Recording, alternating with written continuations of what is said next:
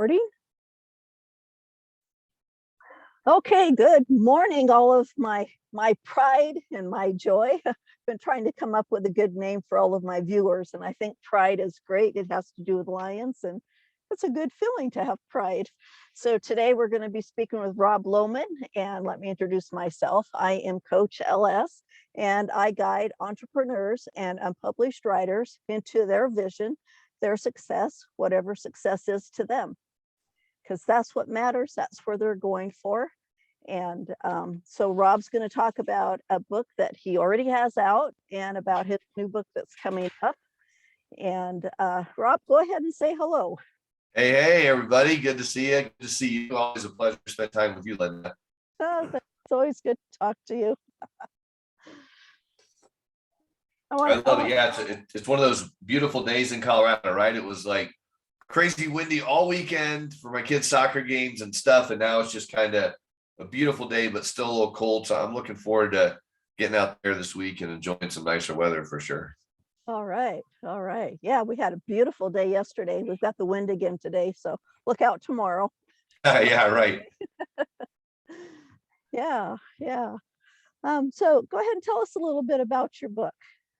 You know, I love talking about kind of the journey, because I feel like, especially in recovery, because I got sober 21 years from alcohol, and that was the beautiful blessing of just I guess the other side of desperation, right? There's a blessing, and that's definitely what I received. But I remember in early recovery that the program I was a part of used to talk about, you can do anything you want as long as your spiritual conditioning is right.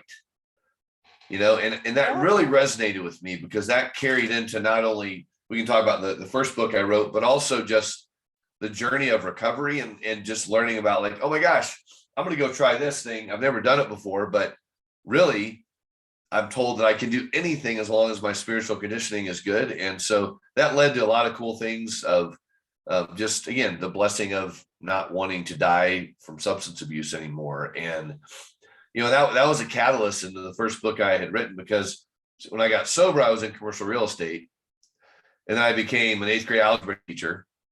Right?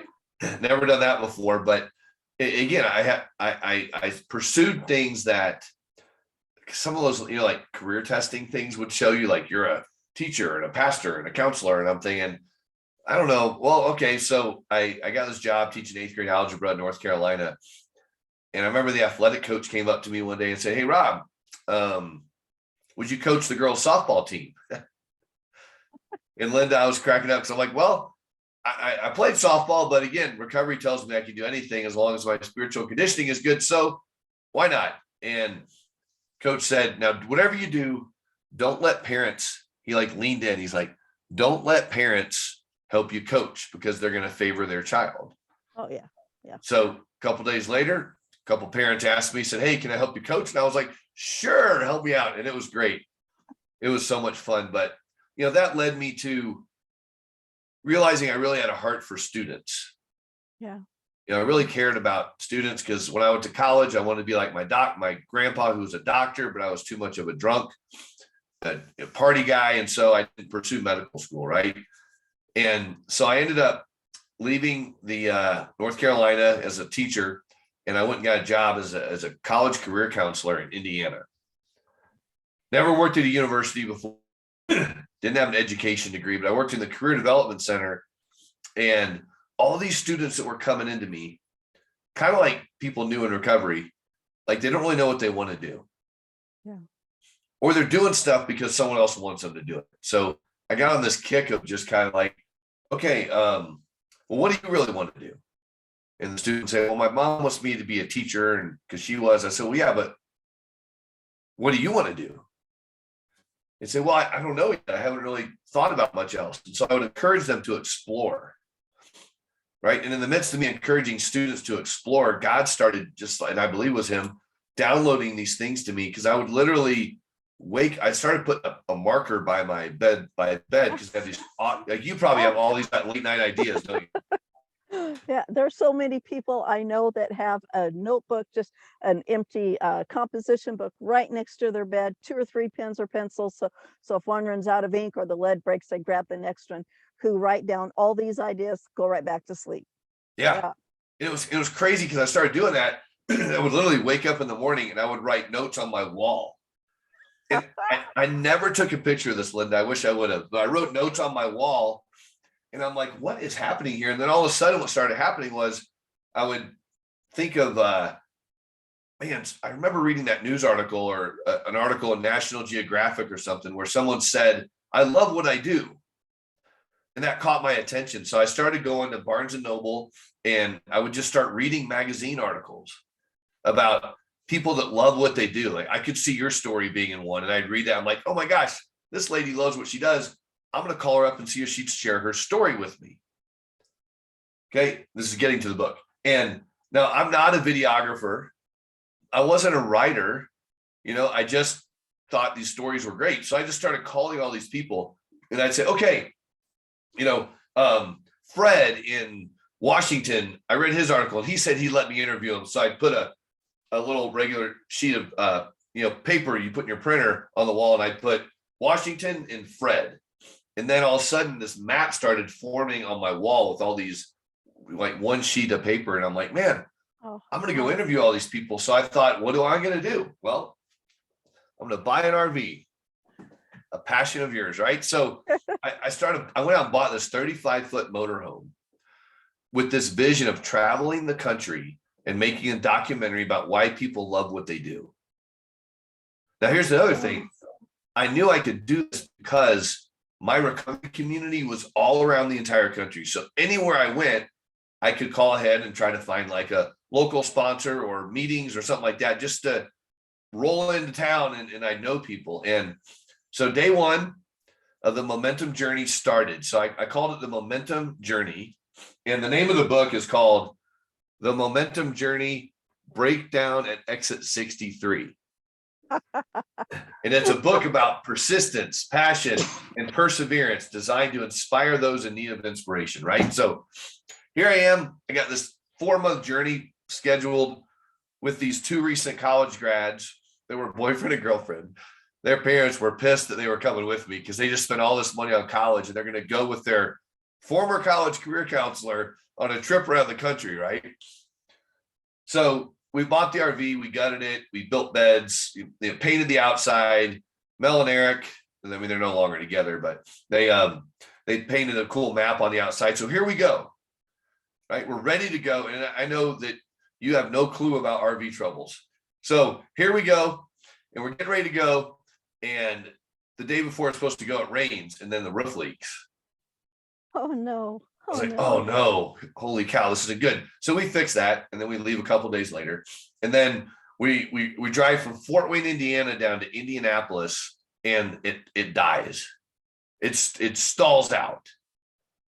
And I'm like, oh wait, I remember the guy telling me something. So this is one of those old RVs where you had to take the cover off the engine, which is like inside the RV. Yes.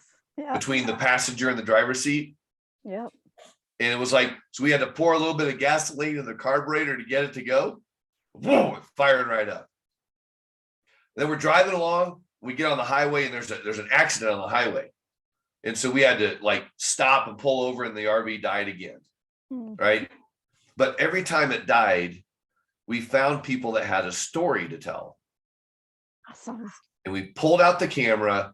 And I remember interviewing this guy. You can see it in the documentary. And I'll get you the link to that later. But we pull up and there's this trucker on the side of the highway. And this was the 3rd time it died on the interstate, because we literally were coming over this crest, going like 70 miles an hour.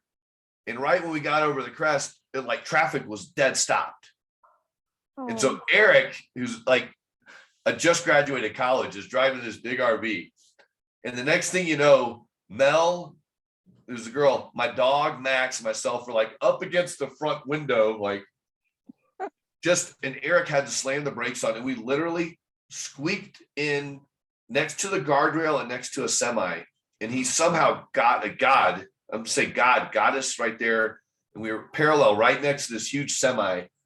and we're looking at each other like we almost died. Like, this is no joke driving this thing. Right. And then we stopped and we found a guy because we were there for like an hour, and we just interviewed a couple of people on the highway. I was like, this is it. Awesome. Every one of your viewers has a story to tell. Yep. And you're all about books and stories. And it's like, so here's all these people have stories to tell. So anyway, you have to buy the book to read the rest of the story. But the RV ended up dying that night.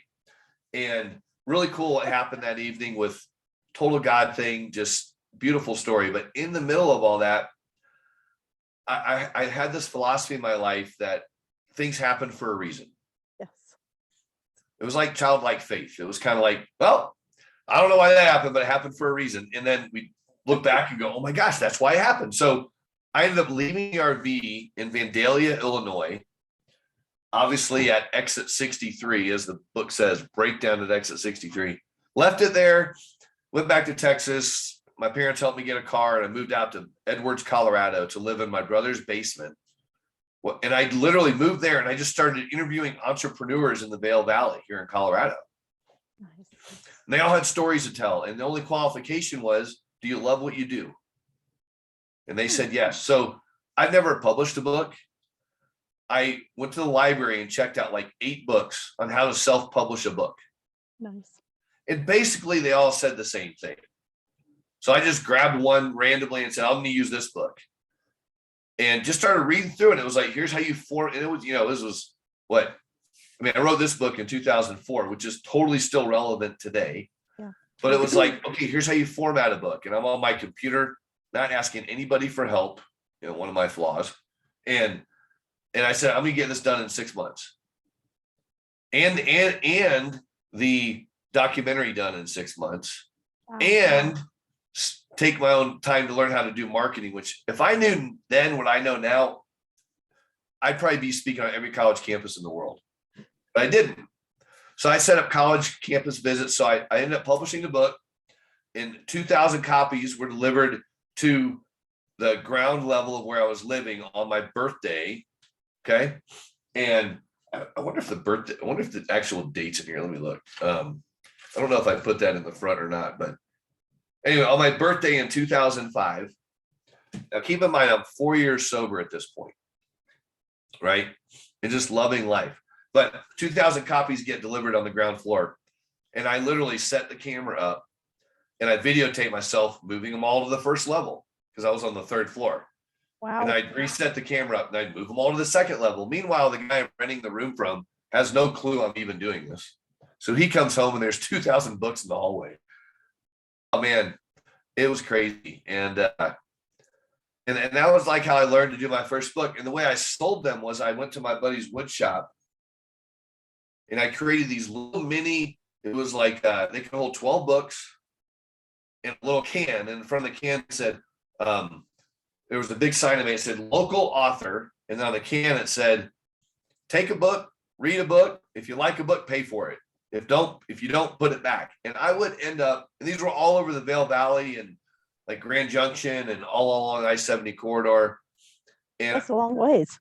Yeah. And I was living in Vail at the time. And I literally would just call bookstores and say, have a local author, get my book out there. So I'd have little book signings and things. But I would go back to these cities and visit, and I would just open up the can and there would be random amounts of money. There would be notes from like old college friends that saw my book and wrote me notes. Aww. Or people that would say, thank you for inspiring me. And I didn't keep a lot of that stuff from back then. And I wish I would have understood marketing a lot better, because I don't have like one picture of when I had my books displayed or any of those cool things. But that's kind of how I sold my book. So I'll stop there, but it's really, and in the book, it's a compilation of stories on why people love what they do. And then also has my story up to 2005 in recovery. And there's some other cool things I did with trying to get it out there, but I'll pause there and just kind of check in with you. Oh yeah, that's just amazing. I don't want you to pause. I want to keep hearing more. Well, I'll tell you this. I read another book on like how to market your book, and it would say you got to do audacious things. So I literally made like a I don't remember, it was like a 3x4 card, and I sent it to Oprah. I even sent one to Trump. I remember I sent one to Trump. I don't know why. I sent one to Trump, and I literally got a list of 100 top wealthiest people in the world, and I sent them all a book. Awesome. Didn't hear back from any of them, Oh, except one guy, and he wrote back, gosh, I kind of I'm getting disappointed in my story because I didn't keep any of this stuff. that's And okay. one guy, I'm not really that disappointed, but one guy sent a thing back. He sent me the book back, and he wrote a note and said something like, "This is the worst book I've ever written. I can't believe I wasted my time reading it." Oh man. But How the did guy read the whole book, so he must have not been that uninterested. Yeah. My thought was he was an alcoholic and just hated the book. But I got one response back, and then I got it creative. So of the 2,000 books, I think I sold like 1,200 of them. I gave a lot of books away. Yeah. I just give books to my clients now, just when they hire me for coaching, just say, hey, here's something I did. But now that I know what I know now about the book I'm publishing now, it's like night and day difference of how to go at this thing. So that was my first experience publishing a book, and I had a lot of fun. And my kids thinks it is cool that I have like a book and a documentary. And So I want to interrupt you here. So you got the book sent back. He said awful things to you. Um, uh, and you still had books left that you hadn't sold, yet you're happy about it. What do you tell somebody who's getting all these rejections or is feeling all the negative part of it? How do you tell them to not, yes, you acknowledge that that's happened, but then you go on? How do they do that without it being personal? yeah, that's great. That's a great question too, because rejection feels like a real thing, right? Although Mhm. it's presenting itself falsely to you, but it feels real because, like, well, nobody's buying it, nobody's doing this, nobody. Well, I go back to the original thing, like, do you really feel like you were called to write the book? And if you were, you did it. You're a million steps ahead of most people in the world that have a book and want to write it and just didn't do it. So Yep. you learn from that one, and what can you do differently the next time, or republish it. Go back Oh, and maybe even republish it with a different perspective or some freshness in the book, and say, hey, maybe what I learned was, so here's something I learned about this program I'm going through now for the book I'm doing is, I had written my story up. I'll tell you about what the book's about later, but written the story up, and it was, kind of, and I've been interviewed a lot, so I have different kind of segments to my story, but this one I just tweaked a whole bunch to tailor it to more to today. And I was going through this one program, and it was saying that if you're writing a book and you have, all you say is I, me, my, our, us, those things, go back through and reread your manuscript. You joked about this recently.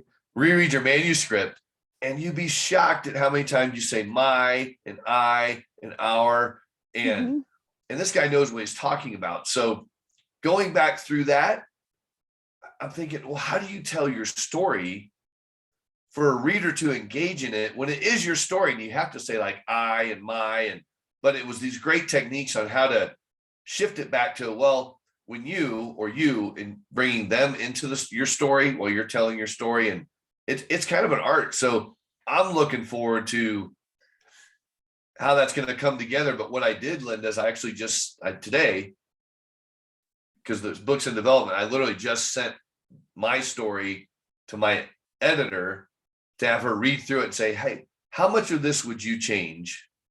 Not from Mhm. grammar or punctuation, but just reading through it. Do you feel captivated and drawn into the story Nice. that Yep. you can relate to it yourself? Or do you really feel like it's all about me? Mhm. So I don't know, but I want to learn. So maybe someone that wrote a book didn't have the success they wanted. Was it realistic success? Did they have the right marketing plan in place? What was the who, what, and why, right? Yeah. Yeah. All those things. So maybe just asking for feedback and just receive it. Don't. Oh, I lost you. I lost you. I don't know where your sound went to. Ooh. Oh dear, lost Rob. There you are. I don't know where it went. I had this little blip come up and said Oh. your speaker disconnected. So Yeah. but hey, we're back. Like that's the thing, we persevered. Now we're together again. So there you go.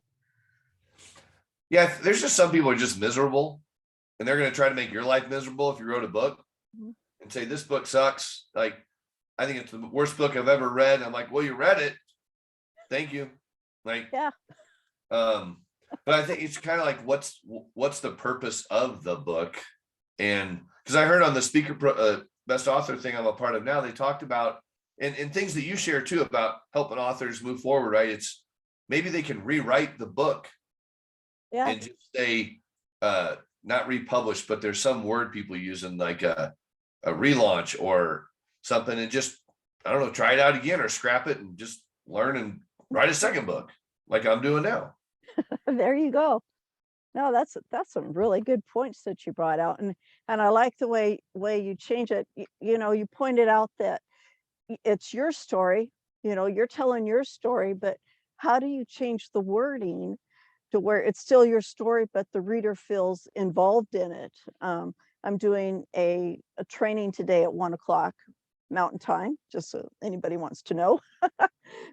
But that's a good point to bring in. In fact, I wrote down a little bit of the notes there, the me, we, you, your, of how to engage your writers, to your readers, sorry, to come into the story with you. I mean, you've got to think about some of the best stories you ever wrote. How are you being engaged into that story, whether it's Lord of the Rings, Star Wars, Chicken Little, whatever it is? What did that author do that made you, or that director do that made you just feel like you were right there, part of it? And that's a really good point to bring out. So yeah, I've got some books out there that I didn't know about marketing. I didn't know what to do, and didn't even have an editor or anybody. I just put them out there, and I was like, well, we'll see what happens. And it's like, they're sitting there. They're not doing much of anything. I made 45 cents in January. It's like, whoo! But at least the way I see it, I made something on it, But now that I'm learning more, I it's like, okay, I'll look into those and see what's going on, which I probably will, but I want to get these other new books and stuff out there first. So that's really good. So anybody out there who has a book that it's not doing well, or you've got a story you're not sure what to do, maybe just go over it real quick, and see what it's really like, or have somebody else read it, have them tell you what they think. And even if they hate it, why do they hate it? Get the understanding behind it. Maybe it's just not their kind of story. Some people don't like sci-fi and fantasy. Some people don't like nonfiction books. But ask them. Yeah. And be confident what you're sharing. Yeah. Right. Because I'm being real bold about my faith in this book, and it puts me out there in this kind of category-ish, if you will. And that's fine, because that is, I remember a friend of mine asked me once, he said, well, who do you want to reach? Do you want to reach people that don't know about Jesus, or do you want to reach people that do, but their faith is weak? Right. I said, I want to reach both. And the guy was like, well, you can't reach both. I said, well, why not? I mean, a lost Christian is acting, behaving, and believing in some ways the same as someone that doesn't even know Jesus, because now we know, right? And we don't act as if, and it's like, why? What's blocking us? So, those are some of the things that, in confidence. And sometimes I think some of the ideas are so unique. Like, I don't even want to share them with people because I don't want someone else to go do it.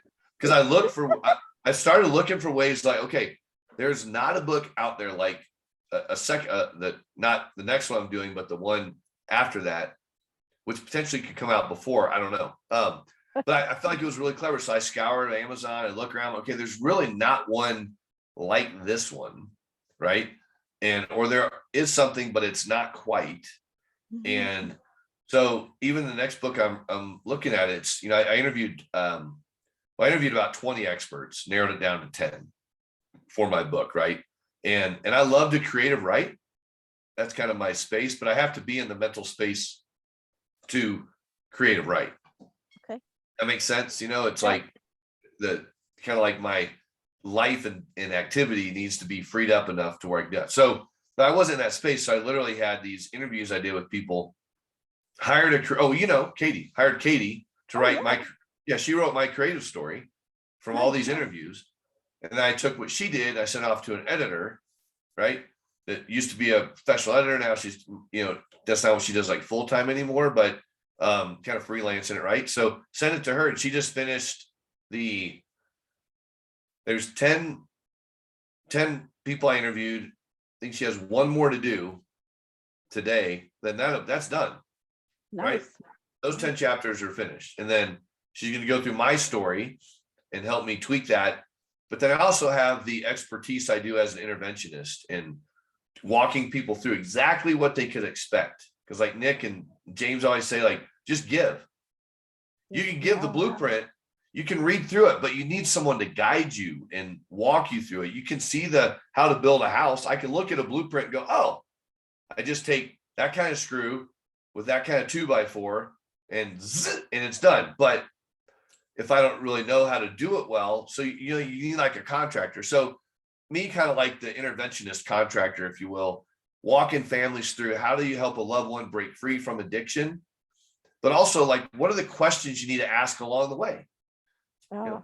What questions should you ask a treatment center? What questions should you ask an interventionist when they get hired? What questions should the interventionist be asking you as the family to get details? So it's kind of this step-by-step process of how to walk through an intervention, kind of 30,000 foot view. And so I'm excited. I mean, the title of the book just changed recently because of the kind of best-selling program I'm a part of, and it just makes sense, right? And so learning and being humble enough to receive and be teachable is a season of my life I'm in right now. Yeah, that's a good point to bring up. You have to be teachable. If you're just going to keep going on and not, learning on your own, not learning from others, you're really not going to go anywhere, at least not very far, and not where you could go. I mean, you're missing out on a whole lot by not being teachable. So very good point to bring up. Yeah. And I finally invested in coaches to coach me. Good. Right. This last year and a half, 2 years has been me investing in coaches that are coaching me, making me better, stronger, smarter. And there's been a lot more growth in kind of how I see the bigger picture. Like, what's the purpose of doing certain things? Like, what's the purpose of me having 2 podcast shows? Right. It's a lot of work. Takes time. Like, you have a YouTube channel and stuff. It's a lot of work, takes time. Yep. Right. And you build the audiences. Are you building the right audience? Who do you really want to target? And that's the who, what, why, right? Which is so important. And when all those things start talking to each other in the same lingo, then they start working better together. And that's the cool thing about, like, I love doing recovery coaching with people. And even in this last year, even though I've been doing coaching for a while, I actually put some more meat behind more of a directive lifted coaching program. And lifted is its own acronym, right?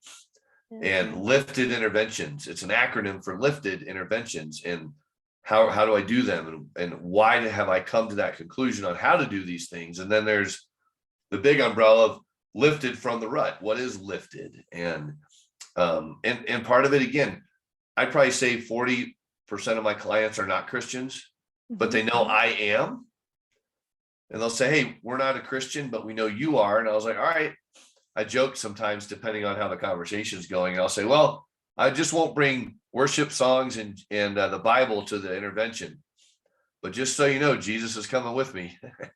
I love that. Yeah, I was going to ask you, how does it go? Some people are just, I don't want the Jesus stuff in it. I don't want to hear any of that. So how do you incorporate that? I mean, if you're like me, Jesus is like the lungs you breathe. It's like the heart in you. You try to take that out, you're not going to live. I mean, you just can't without it.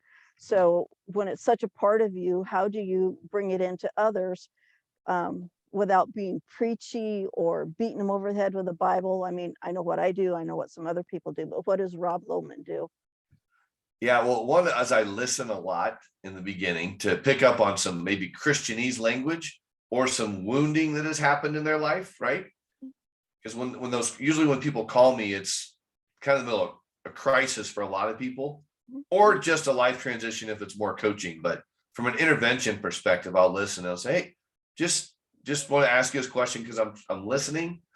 And if I can ask you a question real quick, I say, sure. So I'm hearing a lot of church talk and God talk and stuff. I mean, is your faith involved Jesus Christ, or is it more something different? And sometimes be like, oh yeah, no way, Jesus Christ, hell no, they'll say. I was like, okay, well, we'll stay away from that. But I ask that because I'll say, well, as you know, from my website and everything, I do operate from a place of faith. And so I ask permission to kind of maybe step into that question first. And sometimes you can just tell, but sometimes families will say, well, we grew up in the church and my son, my daughter, my husband, my wife, like we're Christians, but they just had a really hard life and they're done with God, right? They're just in that space. I'm like, okay. And families will sometimes say, well, but I want my son or loved one to go to a Christian treatment center. And I'll say, well, I hear you. And I think that's important. But what I'm hearing you say from everything you told me is that relationship has been really strained. So maybe we just need to get them on the right track. They can come back to that. And then I explain the coaching I do with their loved one when they go through a program, or if they decide to not to. Then I can step into that and just casually invite people. I always ask people questions like, well, how do you learn? I'll say, what do you mean? I'll say, well, do you like to read? Do you like to listen? Do you like to watch and listen? So how do you absorb information and retain it? Okay. And they might say, I hate reading. I've read a book in 10 years. And sometimes I'll say, well, let's dive into that. Like what happened 10 years ago that you stopped enjoying books? I heard one guy say, well, because my dad whacked me on the head with a book because he was pissed and drunk. And he used to hit me on the head with books and I can't even touch a book today. I said, okay. So mental note, we need to do some serious trauma work there. Not me, but a counselor. So it's just listening. And that's kind of the first step in my lifted interventions is we got to listen with love. Yeah. Right. And then when you listen to people, then you're able to take an inventory of their life. Right. And intentionally listen for an inventory like a business. If you got stuff on the shelf that ain't selling, well, get it off the shelf or move it to a lower level and put the more attractive thing in the middle, So, but it starts with just listening and then I'll see where I go from there. Wow, that's awesome. That's really good. Yeah. I see we've run over already. Oh, is it already? Man, holy cow. It goes fast, doesn't it? I'll tell you this, but so I won't talk about obviously we're done, but maybe come back in a month and I can talk more about the actual book and the title and the release. That would be awesome. Yeah. Yep, definitely. That would be awesome because we want to hear more. We want to hear about these 2 books you've got going on and which one wins and gets to be published first. So well, the other one's a very simple book. The other one's more detailed. So we'll see what happens. We'll stay tuned. Okay, that sounds great. Well, thanks, Rob, for coming on the show today again. I really appreciate it. And we'll put you up on YouTube and send me the information on your books. And I've got some of the information up on Facebook right now of what you do. And we'll see you again in about a month. This is exciting. All right. Well, you're awesome. Keep up the great work. I know you work really hard. If people watching don't know, this woman works hard for you. Thank you. Yeah. Thank you. I do. There isn't anything I love better than getting people what they need and where they need and enjoying the day. So got to get my mouse on here. All right. Thank you. And shut the recording off.